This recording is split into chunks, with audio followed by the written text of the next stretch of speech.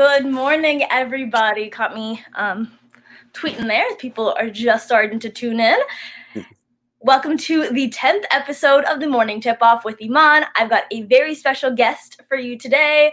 Daniel Artest is in the building from the Daniel Artest podcast, brought to you by 265 Media. Yes. Right?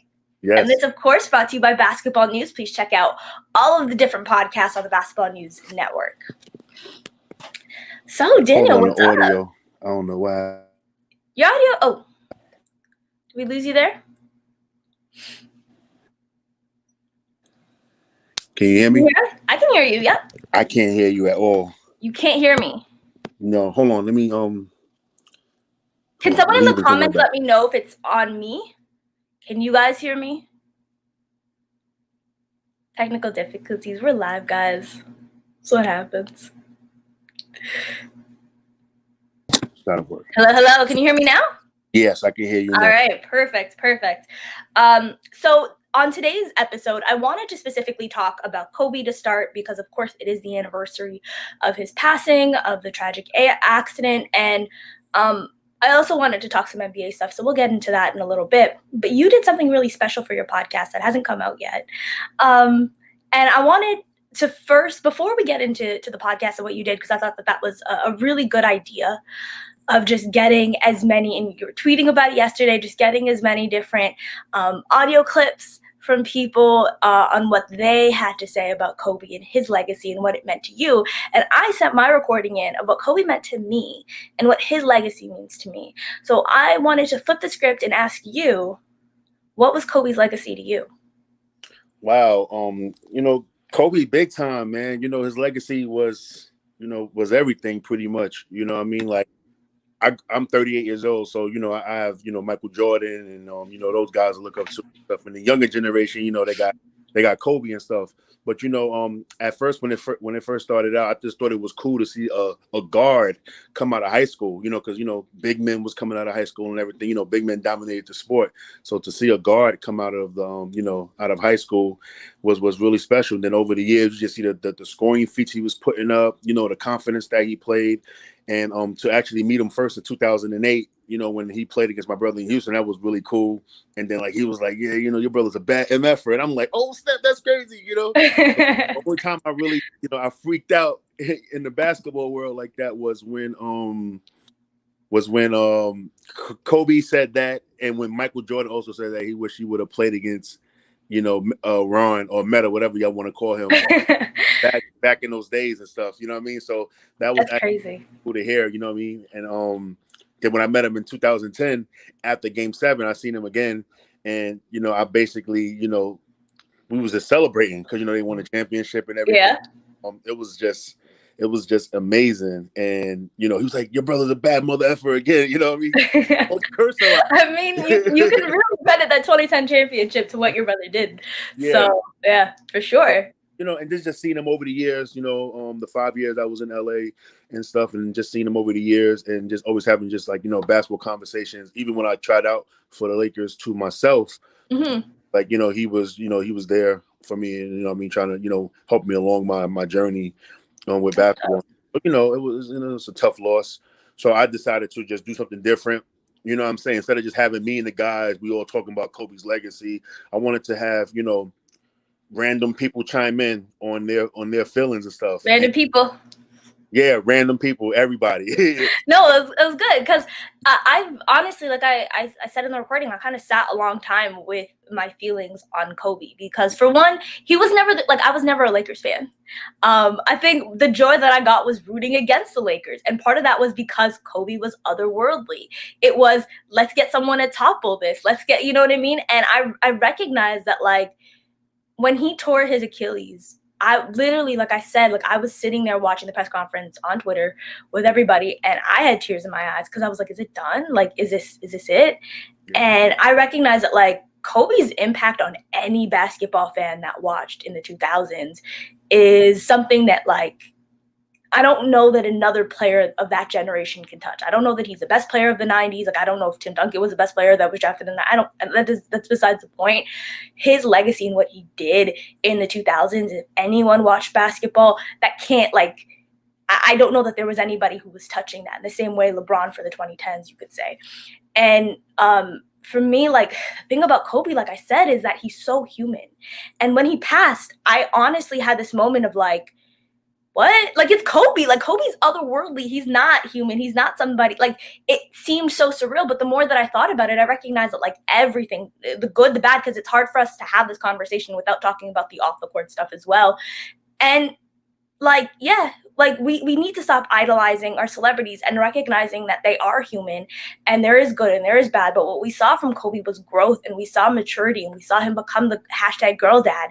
And I think that that's allowed because that's the story of a human as well.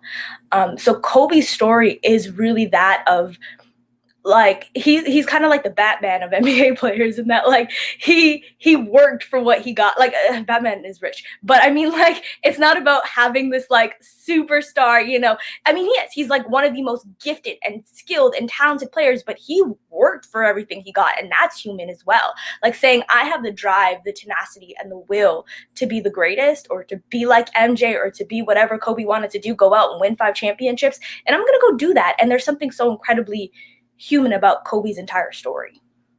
Yeah, it is. It's just what the sad part about it, though, to be honest, is that you know, he played 20 years in the league, and then, like, you know, he only lived 3.5 years after basketball. It's like it's just so short, and it just puts everything in perspective that, you know, life is short, and it could just like that.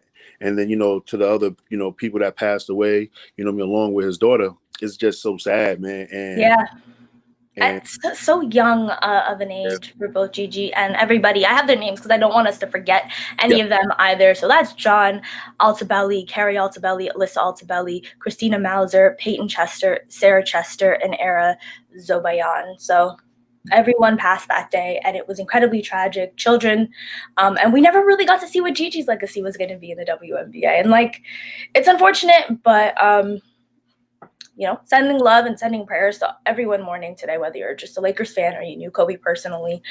Yeah. And the crazy thing about it, so like when you left your message, I think it was only a couple people. So when I looked at the time, it was like at like, I want to say like 18, 19 minutes. Yeah. Podcast is over an hour. It's almost an hour and a half now. Oh wow, Kobe that's Bryant, amazing. From fans, you know, Ron spoke, and you can see it when you hear Ron speak. Yeah, he was emotional. He wasn't really, you know, and it was really just like, you could tell, you'll hear it and stuff like that. But you know, people spoke for 10 minutes. People spoke for 5 minutes. 3 people spoke for 10 minutes, and just was just like, it was. I was trying to see how can I edit it, but it's so emotional. It was just so raw, and I was just like, you know what? This is what they would want to say. Yeah, for sure. Let them have their moment. So I just wanted to do something, you know, really different with my podcast and just share. I love that idea. I love that idea of having as many different people share their perspectives, because, like you said, there's a bunch of random people who have different things to say. Not all of us knew Kobe. We might have just watched him from a TV set, and we all have different perspectives on him. Some of us, I'm sure, diehard Laker fans in there. Yeah. And yeah. So back when I was living in LA, I used to take, you know, random Laker fans to games with me when I had extra tickets. That's dope. Some of them never been to Staples Center. They're Laker fans. They never been because it's so expensive. Yeah, bro. So I used to do that, and then I have access with the family pass to go to the low dock and stuff like that, where we park at. I'll pick them up and do that, and you know, Kobe be there. They meet him. It was just so crazy. You know what I mean? It's like one of the best things I ever done. You know what I mean? Just helping fans and stuff like that. So when this happened, you know what I mean, they reach out to me. You know, they was really emotional last year. They reached out to me, and then when the first anniversary come, like, you know, today, and I just reached out, and you know what I mean, they was really happy to share their you know, their opinion and thoughts. You cut out there. Your audio cut out. Oh, there we go. You're back. That's amazing. That's amazing. And I can't wait to listen to it. So rest in peace to Kobe. I do want to talk about some NBA news of note and just transition there. There's no really easy way to do it. There's no segue that I could come up with to transition just now on. I don't know what's going on. My audio again. I'm going to go out and come back real quick. Perfect. Sounds good. So there's no easy way to transition. So I'm just going to do it and just move forward to talking about the NBA news of the day. And to me, that's Adrian Wojnarowski's tweet. So the NBA and the NBPA are discussing scenarios to still hold an All-Star game in March. One site under discussion is Atlanta because it's home of Turner Sports. So I guess media don't have to travel, camera crews, and the idea is that they're going to it includes providing support for HBCUs, and I guess that's their way of selling this. That's their way of selling this entire thing, is that they're going to be providing support for HBCUs. You can just provide support for HBCUs. You do not have to hold an all-star game in Atlanta, of all places. It makes no sense to me. So the NBA has already postponed 22 games. 22 games. We are in the first month of the season. They've postponed 22 games, and they're trying to add another one. They're trying to people, like, did you not see, like, Kyrie and Bam trying to hug and security breaking that up? Like, if it's that serious, I don't think you need to be adding extra games all willy-nilly where you're bringing guys from all sorts of different teams in one space and in one arena. You're bringing media from different places. No matter what you say, they're coming from different places to cover this game. It makes no sense. And I had to look it up because to me, Atlanta, of all places, is insane to have this. And I just needed their numbers, bro. So, like, what do you think about that? While I pull this up, like, what do you think about a possible all-star game happening?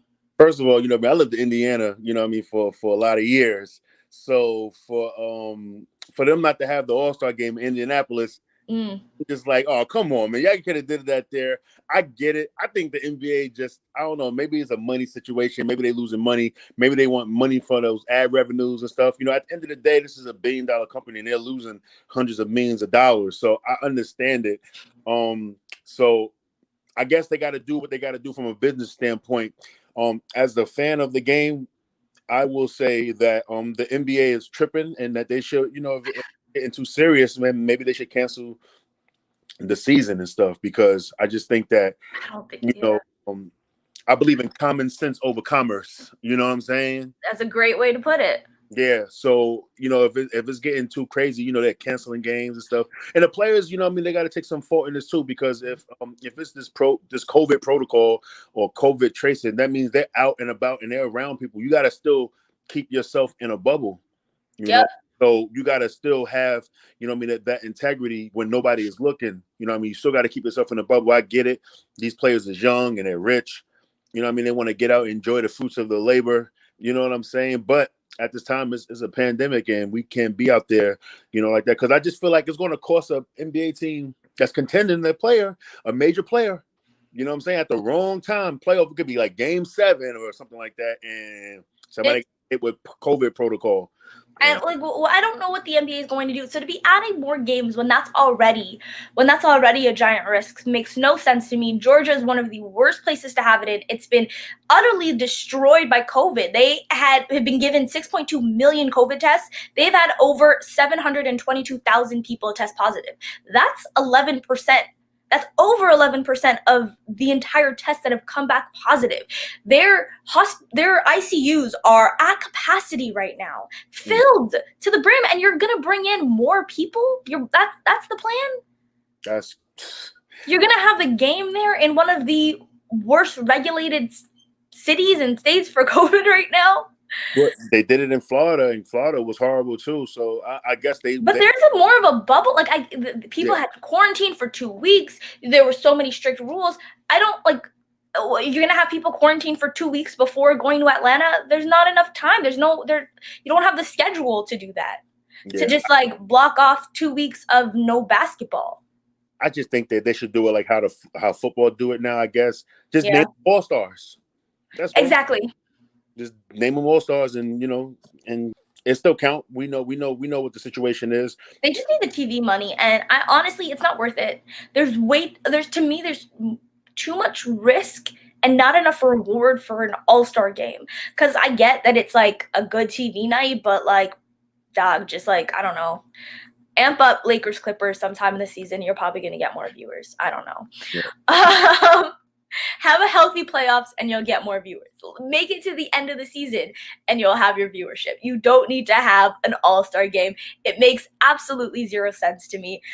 Looking at this, like over 50% of ICU beds, over 40% of literal equipment being used, ventilators being used, nearly 1,400 of those. That's about 40% of the state's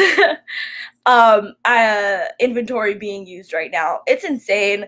It just doesn't make any sense. I don't see it. I don't get it. But NBA, cash rules everything around them. What are you going to do? Yeah, exactly. It's all about the almighty dollar. It is. I did want to talk a little bit about the games that happened yesterday.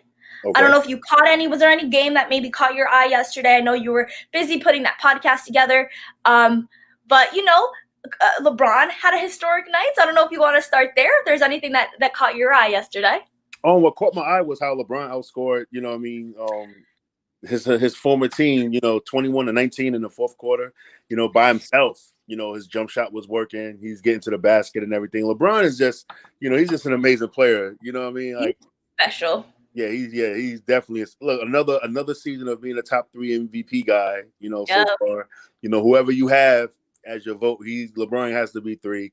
He's just a special player, and like, you know, I don't understand the hate sometimes that he get. I'm just like, listen. People hate greatness. I don't understand it either. As someone who has been on the opposite end of LeBronto, year in and year out, someone who's seen LeBron do exactly what he did to the Cavs as a Cavalier to the Raptors year in and year out. It was fun to watch him do it to the Cavs because I still have a little bit of animosity towards that team, but LeBron is great.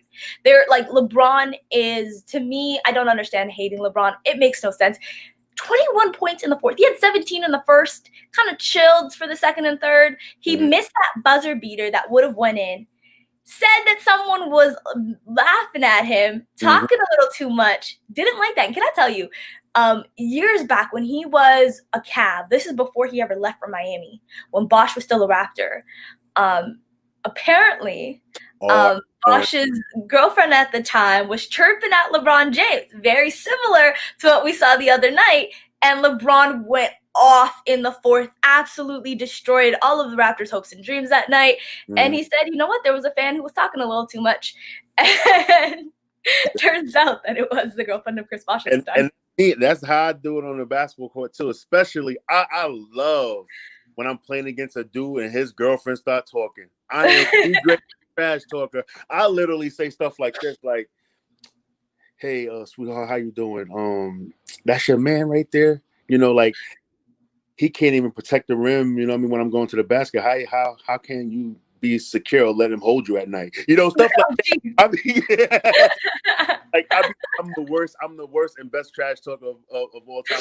Because then when how men are naturally insecure when it comes to their woman. You know what I'm saying? So now I want them to try to use physical force and play harder and foul me hard. That's it's a mental game. You're just trying to get in their head there. Now I got you. You know what I'm saying? So LeBron, yeah, you don't talk to great players. Just leave them alone, please. Don't do that.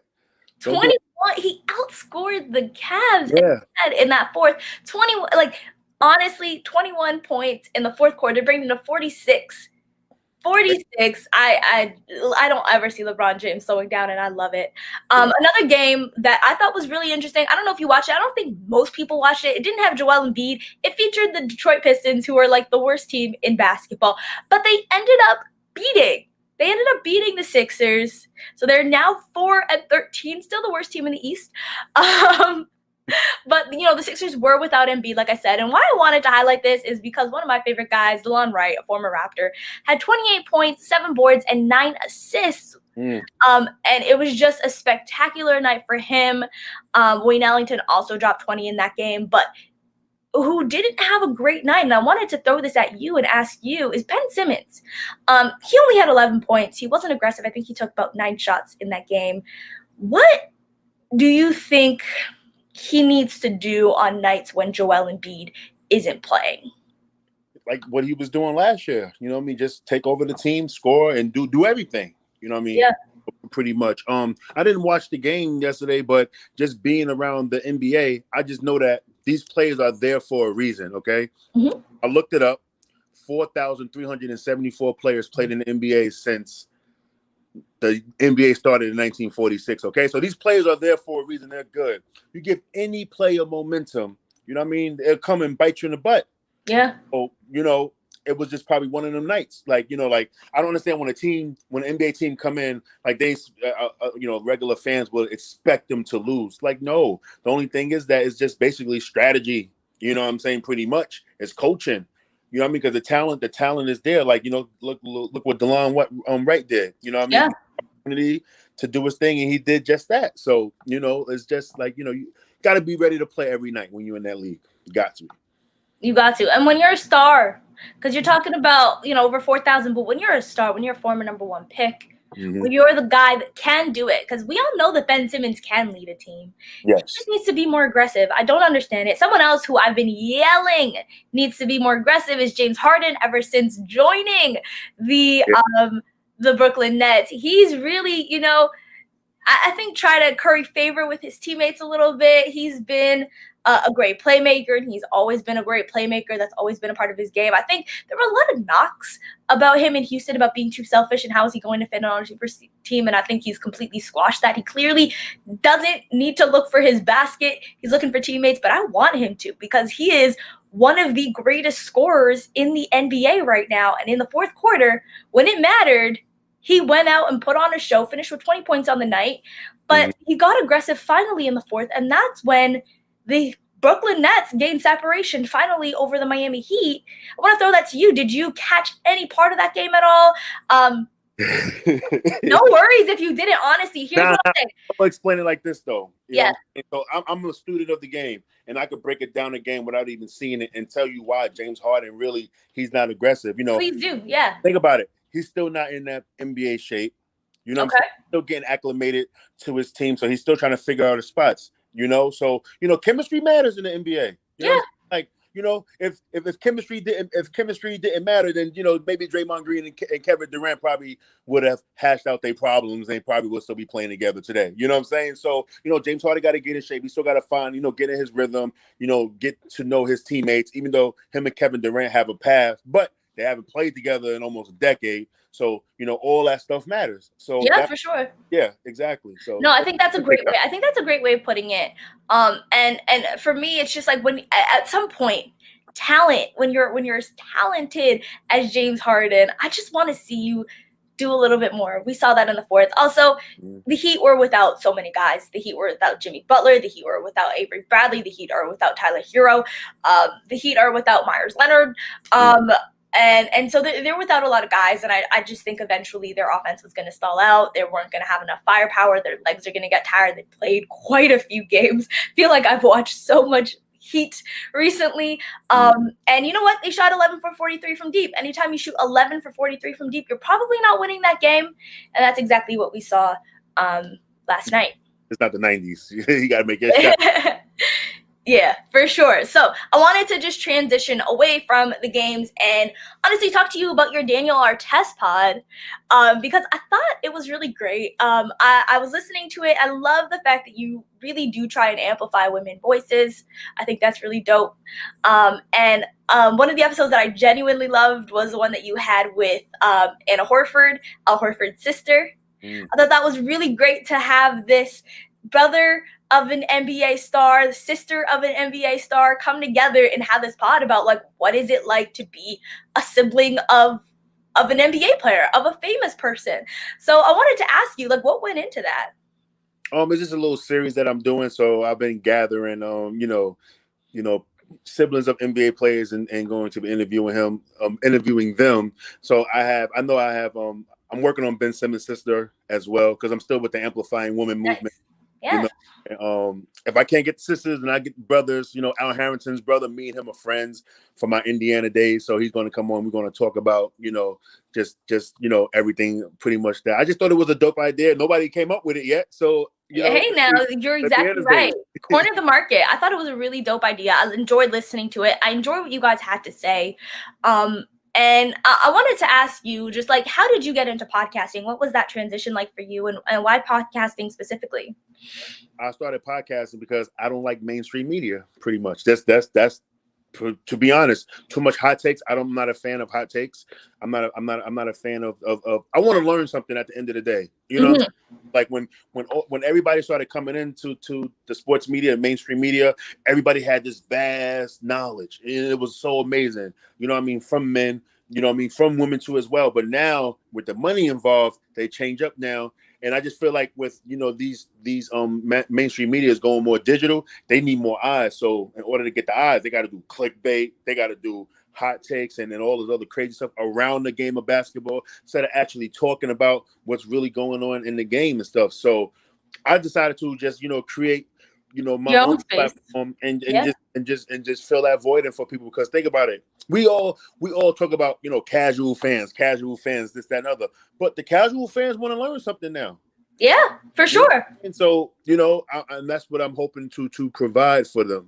So that's why I decided to go the podcast route, and it's been fun. It started out slow, then it picked up, and I learned how to do it just by having my phone, no equipment and everything like that. Actually, it's just the most funnest thing ever, and I love it, and I'm in here, so I'm here. That's great. No, and I think you do a really good job of it. And I really do enjoy the fact that you do try to amplify women voices. I wanted to switch it up a little bit. We're going to move to our coffee break segment. This is when I flip the script. We're going to drop some basketball. I want to get to know you a little bit. And so I'm going to go through some rapid fire, just quick questions to get to know you a little bit. But to start off, and this one won't be rapid fire, I'm just going to actually take some time because you talked about your playing career. I want to ask you, how would you describe your game to people who don't know how Daniel Artest plays? So there's two parts of me. There was pre-injury and post-injury. So pre-injury, my playing weight was about, I'm 6'4", so my playing weight was about 265 pounds. So I was really athletic for my size. You know what I mean? It'd be so surprisingly athletic. So I was really athletic, really good rebounder. I love to rebound. My first overseas professional game, I had a 37-31 game. Oh, dope. And so rebounding was my passion and stuff. Scoring the ball, playing tough defense and everything. And then as I got older, then with the injuries and stuff, you know what I mean? I still was able to rebound, still was able to score at a high level, but I wasn't running and dunking on people and everything like that. But my IQ is really smart, because people be like, how you doing this against, guys, 7-8 inches taller than me, because I always play power forward and center, always, my entire life. I never played no guard or anything like that. So, I just told them hey, just being smart, just, knowing where the ball is going, knowing that if somebody shoot a jump shot, the rebound is always 80% under the rim. So you just got to do your work early, and then just being really strong. So I was really strong. So, it was fun. It was fun playing, playing basketball for a living and stuff. And, also was able to work out with my brother when he was with the Pacers and playing against the Pacer guys and pretty much, sometimes getting the best of them a lot and something like half the roster and stuff like that. So, they know me when they see me and stuff like, hey, I didn't make the NBA, but in the street ball scenes in New York and I'm well respected. And so that's what matters to me right there. Just knowing that when you see me, you don't see me as, Ron Artest's brother. You see me as, 265 or the Guardian, my street ball names and stuff like that. So yeah. That's dope. All right.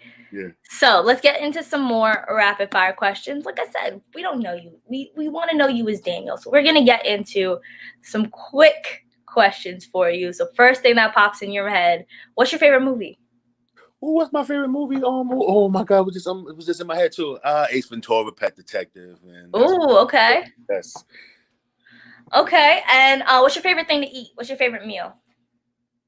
Actually, I love making pasta with impossible meat for ground meat, impossible meat and stuff like that. Trying to go more plant based. So the pasta, like pasta, is like more tofu pasta type thing now. Stuff that I make myself actually. Very nice, very nice. What's your favorite city to visit? My favorite city to visit, Las Vegas. I went to college in Las Vegas, so I love Las Vegas. And what's your least favorite city to visit? My least favorite city to visit is is New York. To be honest, Really? Even though I'm from there, man. I live in South Carolina now, but Yeah. New York is just it's either there's no in between. Either you got it or you don't. You know what I'm saying? Mm. So it's just New York. It just brings back some crazy childhood memories and stuff what I used to do and everything. And I'm trying to get away from all that and stuff. You know what I mean? So Okay. Yeah, I get it. I get it. And who or what are you listening to right now? It could be a podcast. It could be an artist. What do you find yourself listening to? Busta Rhymes and Styles P. That's the two major rappers that inspired me. Okay. Even though I'm from Queensbridge Projects, where we have Nas, Mobb Deep, and Mhm. Capone, Giga, and all them other great rappers out there and stuff, Nature. But Busta Rhymes and Styles P is what I listen to. I've been listening to them since I was a kid, so that's my music right there. All right. There we go. And that's our coffee break. That was our rapid fire questions to get to know you a little bit. So thank you so much for joining me. We've come to the half-hour mark of the show. Thank you so much for being here. I hope to have you again sometime to talk some more. I'll get to know you a little bit better. Thank you so much, and peace, everybody. Thank you. Bye-bye.